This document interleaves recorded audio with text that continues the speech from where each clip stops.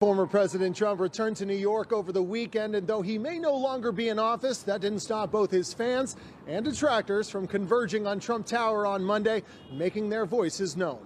No one is above the law. No one is above the law. In his first return home to New York since leaving the White House, Donald Trump's presence in the Big Apple proving as impactful as ever. I'm so happy he's back. Yeah, we miss him and we need him. We love him. Trump's return to New York coming just days after hundreds of supporters unveiled this Trump 2024 flag on Fifth Avenue, pleading for the 45th president to run again in 3 years. He will be back in 2024. I can promise you that.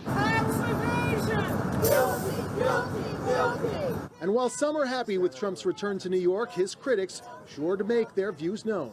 He is a seditious man. He is a racist man. He is a misogynist man. Can I ask you, what is Donald Trump guilty of? What is he guilty of? What is he guilty of? Is guilty. What is Trump guilty of? Guilty. Guilty of what? I've traveled around the country for the last 4 years, and I would say that New York is probably the safest city to make your voices heard. But while many Trump supporters in New York may share that sentiment, some still feel the need to hide their support in fear of retribution.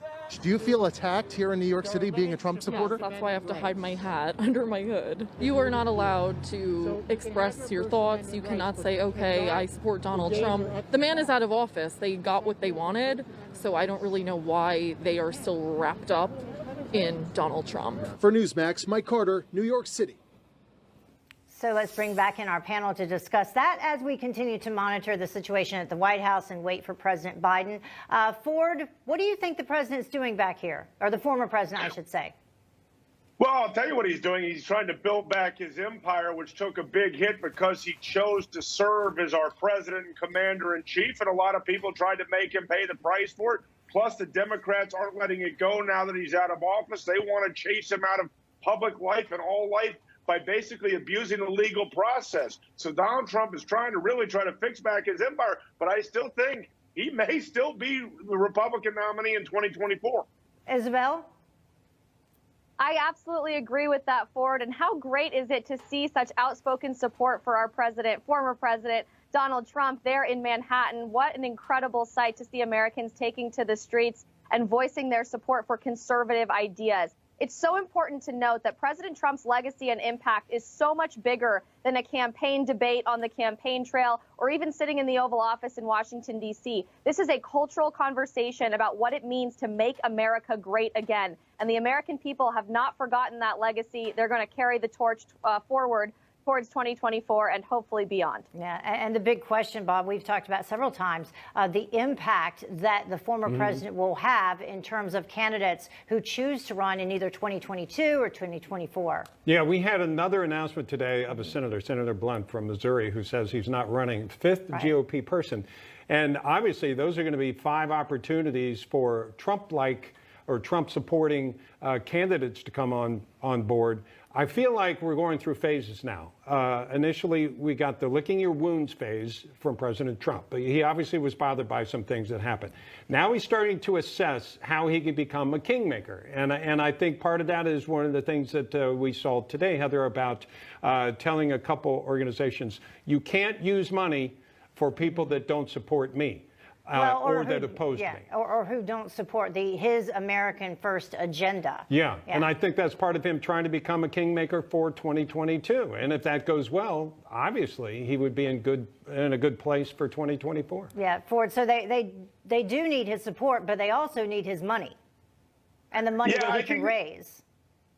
That's exactly right. There is no question about it that President Trump is the most prolific money raiser in Republican and conservative circles. I think the media is getting a little out of hand here when it's talking about the letters that he sent to the RNC, the NRSC, and the House committee arm about cease and desisting. Remember, before Donald Trump became president, he was a master and a wizard when it came to branding and licensing. And while the media wants to make this about GOP palace entry, what it's really about is licensing and branding in a smart way to do it, because he doesn't want that brand watered down. He doesn't want it misappropriated for things that might not necessarily push the America First agenda. Yeah. Isabel, what about that? I mean, because it's been up for discussion today because of the controversy that has been fed by a lot in the media, you know, saying that he shouldn't have done this and he shouldn't have kept he shouldn't keep the RNC from being able to use his image to raise money for all candidates, all Republicans.